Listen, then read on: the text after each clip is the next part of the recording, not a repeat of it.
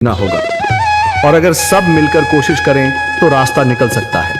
राजू के चेहरे पर एक उम्मीद की किरण जागती है। हाँ बाबा जी, अगर सब मिलकर काम करें तो हम पानी ढूंढ सकते हैं।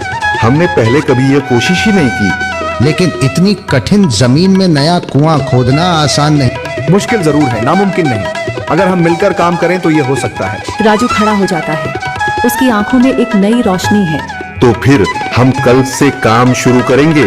मैं गांव के सभी युवाओं को इकट्ठा करूंगा, हम मिलकर नया कुआं खोदेंगे। यह कहते हुए वह शामू के साथ गांव के दूसरे युवाओं को बुलाने के लिए निकल पड़ता है। कहीं दूर से गरज की हल्की सी आवाज आती है, जैसे आकाश ने उनकी उम्मीदों की गवाही दे दी हो।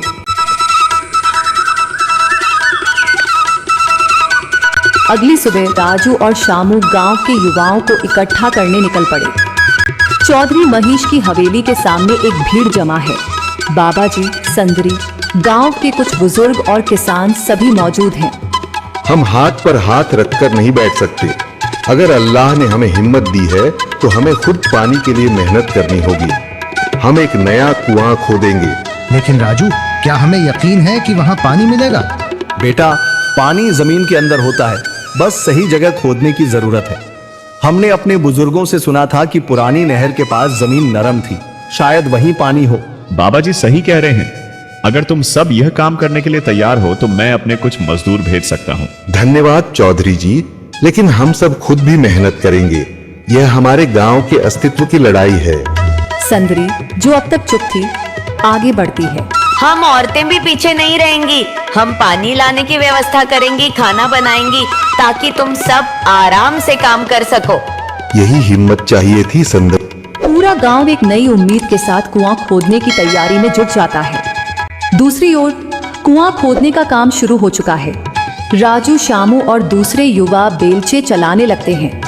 मिट्टी बाहर निकाली जाने लगती है। तेज गर्मी के बावजूद सब पूरी हिम्मत के साथ जुटे हुए हैं। दोपहर की तेज धूप जमीन आग की तरह तप रही है। गांव के लोग लगातार कुआं खोदने में जुटे हैं। हाथ छिलने लगे हैं, माथे से पसीना बह रहा है, मगर किसी ने हार नहीं मानी। महिलाएं पानी और सत्तू लेकर आती हैं ताकि पुरुषों को कुछ राहत मिले। हमें और गहराई तक जाना होगा। अब तक सिर्फ सूखी मिट्टी और पत्थर ही निकल रहे हैं। राजू, यह बहुत कठिन काम है। अगर हमें पानी न मिला? अल्लाह मेहनत करने वालों को कभी निराश नहीं करता बेटा। तुम सब अपनी कोशिश जारी रखो, पानी जरूर निकलेगा। हिम्मत मत हारो। अगर अब रुक गए तो फिर कभी पानी नहीं मिलेगा। सभी फिर से जोश में आकर काम में जुट जाते हैं, मगर सूरज की तपिश बढ़ती जा रही है और कई लोगों की सांसें तेज चलने लगती हैं।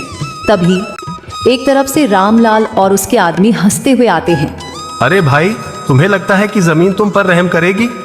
हाँ हाँ, ना समझ लो, ये सब बेकार की मेहनत है। रामलाल, हमारा हौसला मत तोड़ो। अगर तुम मदद नहीं कर सकते तो कम से कम मजाक भी मत उड़ाओ। मदद?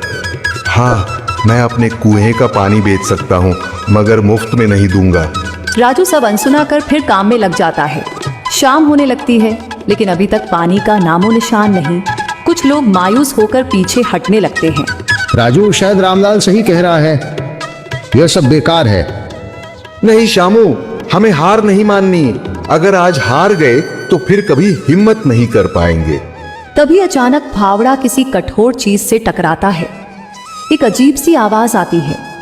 राजू चौंक कर देखता है और जल्दी जल्दी मिट्टी हटाने लगता है। अचानक एक ठंडी लहर महसूस होती है। सभी लोग दौड़कर आते हैं। जैसे जैसे मिट्टी हटती है, नीचे से गीली जमीन नजर आने लगती है।